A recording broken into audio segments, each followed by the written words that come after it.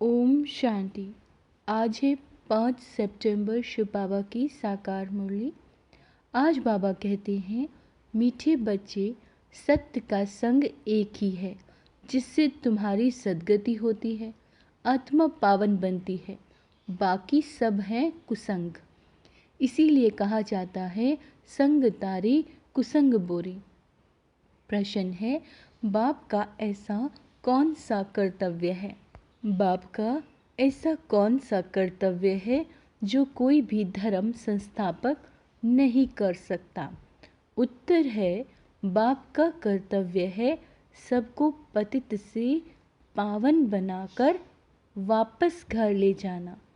बाप आते हैं सबको इन शरीरों से मुक्त करने के लिए, अर्थात मौत देने के लिए।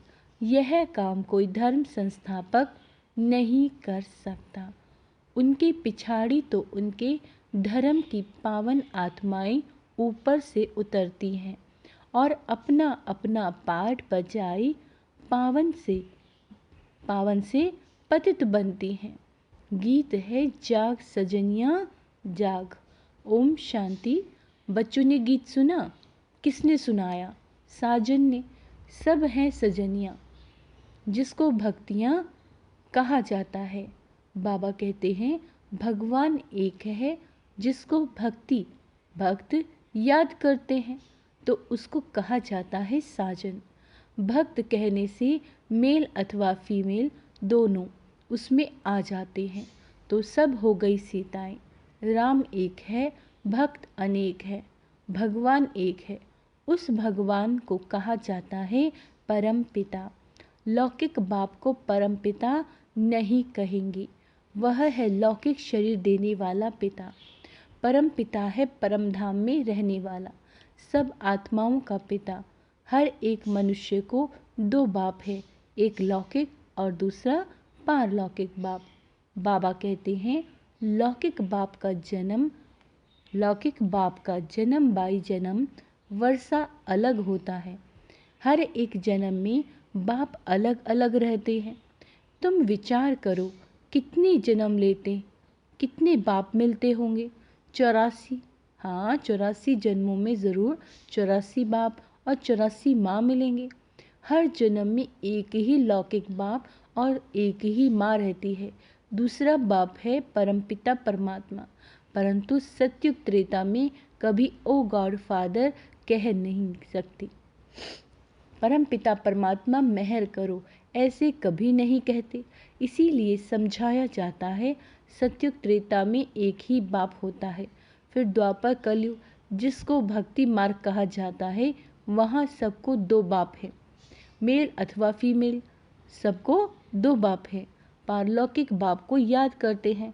क्यों याद करते हैं? क्योंकि ये दुख धाम है। दुख धाम में दो बाप हैं और सुख धाम में एक ही बाप।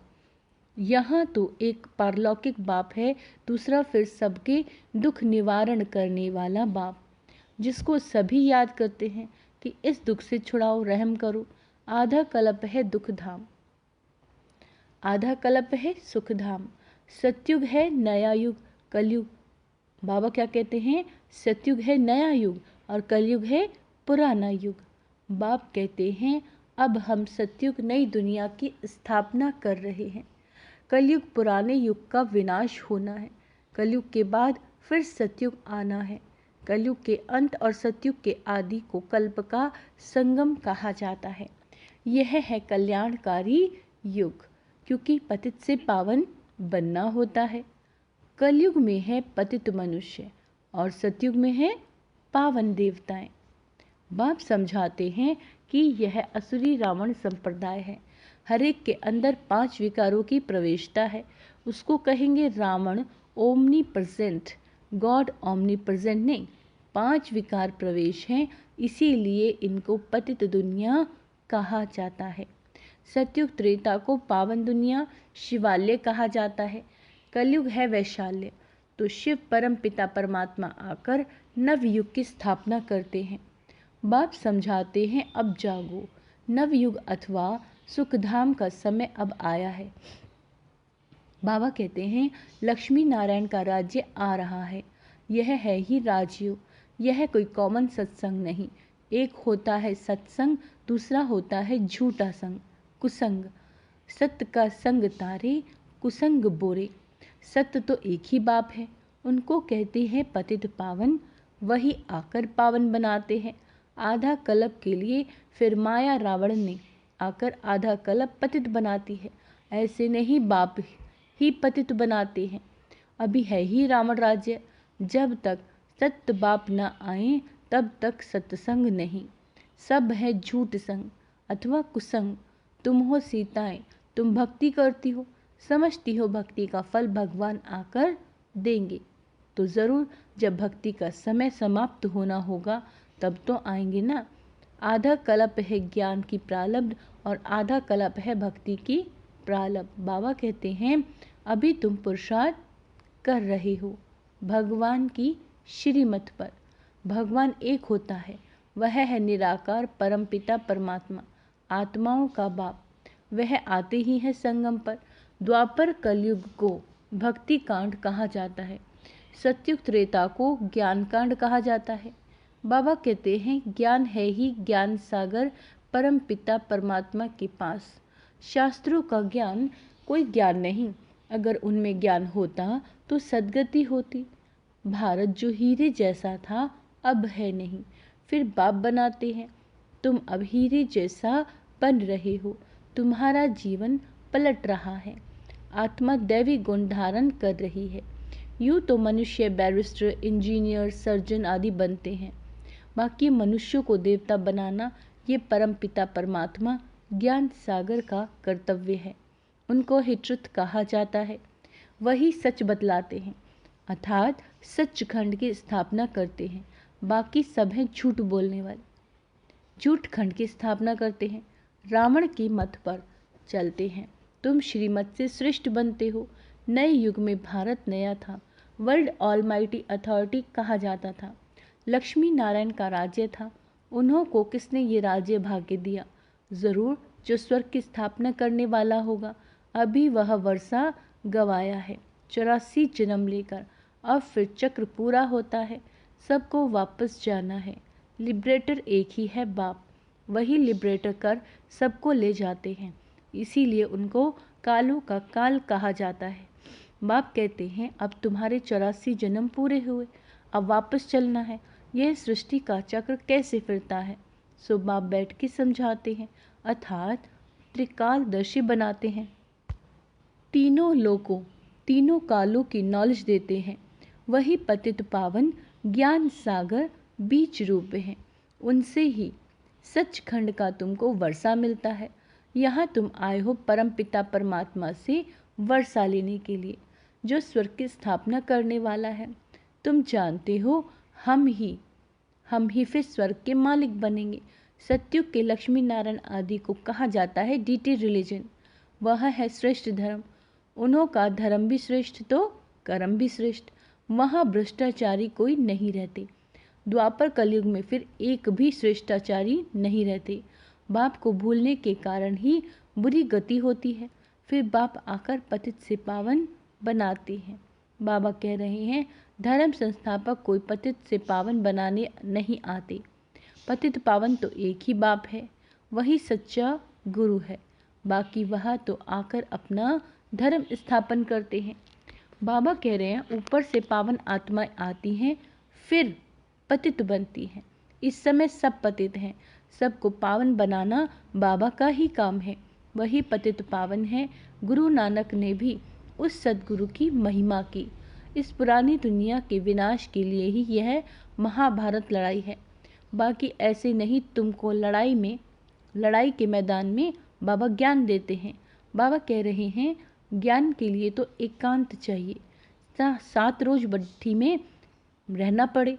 बाकी तो है भक्ति की सामग्री। भक्तों में भी कोई बड़े तीखे तीखे होते हैं। बाबा कहते हैं रुद्रमाला भी है तो भक्त माला भी है। वह है भक्तों की माला और यह है ज्ञान माला। ऊपर में शिव, फिर युगल दाना और फिर है उनकी वंशावली, जो माला मनुष्य सिमरते हैं। बाबा कहते हैं राम राम कहते रहते हैं क्योंकि दुखी हैं। रावण संप्रदाय राम को याद करते हैं कि आकर अपना बनाओ। अभी तुम ईश्वरीय गोद में आए हो। वास्तव में सब आत्माएं परम पिता परमात्मा की संतान हैं। मनुष्य सृष्टि प्रजापिता ब्रह्मा की संतान है। प्रजापिता ब्रह्मा द्वारा मनुष्य सृष्टि रची है। आत्मा तो अविनाशी है। आत्माओं का अविनाशी बाप है। अभी तुमको दो बाप हैं, एक है विनाशी और दूसरा है अविनाशी। ब्रह्मा भी शरीर छोड़ देते हैं। शिव बाबा को तो अपना शरीर है ही नहीं, वह तो जन्म मरण रहित है। जन्म मरण में तुम बच्चे आते हो। तुम आदि सनातन देवी देवताओं के ही 84 जन्म है। हिसाब है ना, गुरु नानक को 500 वर्ष हुए, तो इतनों में 84 जन्म कैसे लेंगे इतने समय में। बाबा कहते हैं बाकी लाखों जन्म की तो बात नहीं। बाप समझाते हैं अभी सबके जन्म आकर पूरे हुए, फिर नए सिरे से खेल सतयुग से शुरू होगा। सतयुग में तो थोड़े चाहिए, बाकी इतने सब कहाँ जाएंगे। उन्हों के लिए तो ये भंबोर को आग लगनी है। इन बॉम्ब्स, नेचुरल क्लैमिटीज आदि से सब खत्म हो जाएंगे। बाकी आत्माएं सब चली जाएंगी मुक्ति धाम। ये कयामत का समय है, सबको वापस जाना है। भारत को अविनाशी खंड कहा जाता है, क्योंकि भारत ही बाप का जन्म स्थान है। शिव बाबा भारत में ही आते हैं। पतित पावन बाप जब यहाँ जन्म लेते हैं तो गोया सभी धर्म वालों के लिए भारत बड़े ते बड़ा तीर्थ बन गया। इतना भारत का महत्व है, परंतु महत्व को उड़ा दिया है। यह भी ड्रामा का खेल है जो बाप ही आकर समझाते हैं। बाप कहते हैं मैं ही ज्ञान का सागर हूँ। क्या हूँ? ज्ञान का सागर। लक्ष्मी नारायण को ज्ञान सागर नहीं कहा जाता। उनमें रचयिता और रचना के आदि मध्य अंत का ज्ञान नहीं है। वह ज्ञान जरूर तुम्हारे में है। तुम हो मनुष्य से देवता बनते हो। तुम यहाँ आते हो पतित से पावन बन, पावन दुनिया का मालिक बनने। बाप आत्माओं से बात करते हैं। निराकार बाप इनके ऑर्गन्स का लोन लेकर पढ़ाते हैं। तुम्हारी आत्मा भी इन ऑर्गन से सुनती है। बाबा ने समझाया आत्मा स्टार है जो भ्रकुटी के बीच रहती है, और वह बाप है सुप्रीम आत्मा। वह सुप्रीम आकर इनको आप समान सुप्रीम बनाए साथ ले जाते हैं। सब आत्माओं का गाइड है। उनको ही दुख हरता सुख करता कहा जाता है। दुख से तुमको लिबरेट कर ले जाएंगे। सतयुग में दुख होता नहीं। नवयुग की नॉलेज भी बाबा कहते हैं नई है। यह बातें मनुष्यों ने कभी सुनी नहीं होगी। भल अच्छे और बुरे मनुष्य हैं, परंतु हैं सब पतित। तभी तो गंगा पर स्नान करने जाते हैं पावन बनने के लिए। गंगा का नाम पतित पावनी रख दिया। वास्तव में पतित पावन तो बाप को कहा जाता है। पतित दुनिया के बाद फिर पावन दुनिया की स्थापना होती है। सत्युग को वॉइसलेस वर्ल्ड कहा जाता है, और वह है साइलेंस इन कॉर्पोरियल वर्ल्ड। आत्माएं यहाँ आकर पार्ट बजाती हैं। पार्ट है 84 जन्मों का। बाबा कहते हैं तुम ऑल राउंड पार्ट बजाते हो। ऑल राउंड यह है बना बनाया ड्रामा। हर एक का अपना अपना अविनाशी पार्ट है, वो कभी मिटता नहीं। तुम 84 जन्म भोगते रहेंगे। चक्र का आदि अंत नहीं है। ड्रामा कब शुरू होता है ये प्रश्न नहीं उठता। न आदि है न अंत। सत्युग आदि सत्य है भी सत्य और हो भी सत्य। इस चक्र को समझने से तुम स्वर्ग के चक्रवर्ती महाराजा महारानी बनते हो। उसको वर्ल्ड ऑलमाइटी अथॉरिटी राज्य कहा जाता है, जो वर्ल्ड ऑलमाइटी बाप से वर्षा मिलता है। बाबा कहते हैं तुम बेहद के बाप से 21 जन्मों के लिए सदा सुख का वर्षा पाते हो। बाप को कहा जाता है हेवनली गॉडफादर, हेवन का वर्षा देने वाला बाप कहते हैं। मैं कल्प के संगम युग पर आकर स्वर्ग का वर्षा देता हूँ। जो पुरुषार्थ करेंगे वह सूर्यवंशी राजाई में आएंगे। यह कोई कॉमन सत्संग नहीं है, यह है गॉडली यूनिवर्सिटी। क्या है ये? Godly university. भगवान है ना, भगवान आकर मनुष्य को देवता बनाते हैं। ऐसा कोई सत्संग नहीं होगा जिसमें कहें कि हम मनुष्य से देवता बनाएंगे। अभी तुम बच्चे नई दुनिया में देवी देवता पद पाने के लिए पुरुषार्थ कर रहे हो। समझाना चाहिए, दो बाप होते हैं, एक बेहद का बाप, एक हद का। हम बेहद के बाप से वर्षा ले रहे हैं, तुमको भी राय देते हैं वर्षा लो। श्रेष्ठ श्रेष्ठ परम पिता परमात्मा की मत पर चलने से तुम स्वर्ग के मालिक बनेंगे। बाबा कहते हैं सच्चा है ही एक बाप, वह आकर पढ़ाते हैं। इनको ऑर्गन्स द्वारा कहते हैं ब्रह्मा तन से ब्रह्मा मुख वंशावली को वर्षा देता हूँ। ब्रह्मा द्वारा तुमको दादे का वर्षा मिलता है। बाबा कहते हैं दादे के वर्षे पर सभी आत्माओं का हक है। लौकिक संबंध में सिर्फ मेल को वर्षा मिलता है, तुम तो आत्माएं हो, सब ब्रदर्स ठहरे, सबको शिव बाबा से वर्षा मिलता है। तुमको दादे से वर्षा मिल रहा है। बाप कहते हैं हम तुमको मंदिर लायक बना रहे हैं। मनुष्यों में देखो कितना क्रोध है, एक दो का विनाश कर देते हैं। ये है ही वैशाल्य। शिवालय था सो फिर अब बनना है। परम पिता परमात्मा शिव बाबा आकर शिवालय बनाते हैं। शिवालय से लिबरेट कर वैशाल्य से लिबरेट कर फिर गाइड बन सबको वापस शिवालय में ले जाते हैं। सभी अपने पुराने शरीर को से मुक्त होकर मेरे साथ चलेंगे। अच्छा, मीठे मीठे सिक्के लदे बच्चों प्रति माता पिता बाप दादा का याद प्यार और गुड मॉर्निंग। रूहानी बाप की रूहानी बच्चों को नमस्ते। हम रूहानी बच्चों की रूहानी बाप दादा को याद प्यार और गुड मॉर्निंग। नमस्ते मीठे बाबा, शुक्रिया बाबा, शुक्रिया। धारणा के लिए मुख्य सार, दैवी गुण धारण कर स्वयं के जीवन को पलटाना है। दैवी गुण धारण करने हैं। बाबा कहते हैं सचखंड में चलने के लिए सच्चे बाबा से सच्चा होकर रहना है। दूसरा पॉइंट है एक सत्य बाप के संग में रहना है। मनुष्य से देवता बनने की पढ़ाई पढ़नी है और बाबा से बेहद का वर्षा लेना है। वरदान है हर एक के स्वभाव संस्कार को जान टकराने की बजाय सेफ रहने वाले नॉलेजफुल भाव। बाबा कहते हैं कोई भी बात को छोटा या बड़ा करना यह अपनी बुद्धि पर है। जबकि एक दो के स्वभाव संस्कार को जान गए हो तो नॉलेजफुल सभी किसी के स्वभाव संस्कार से टक्कर नहीं खा सकते। जैसे किसी को पता है कि यहाँ गड्ढा है और इधर पहाड़ है तो जानने वाला कभी टकराएगा नहीं, किनारा कर लेगा। ऐसे आप भी किनारा करो, अर्थात अपने को सेफ रखो। किसी काम से किनारा नहीं करो, लेकिन अपनी सेफ्टी की शक्ति से दूसरे को भी सेफ करना, यही किनारा करना है। क्या कहा है बाबा ने? अपनी सेफ्टी की शक्ति से दूसरे को भी सेफ करना, यही किनारा करना है। स्लोगन उड़ती कला का अनुभव करना है तो सदा सदा भाग्य और भाग्य विधाता की स्मृति में रहो। अगर उड़ती कला का अनुभव करना है। ओम शांति।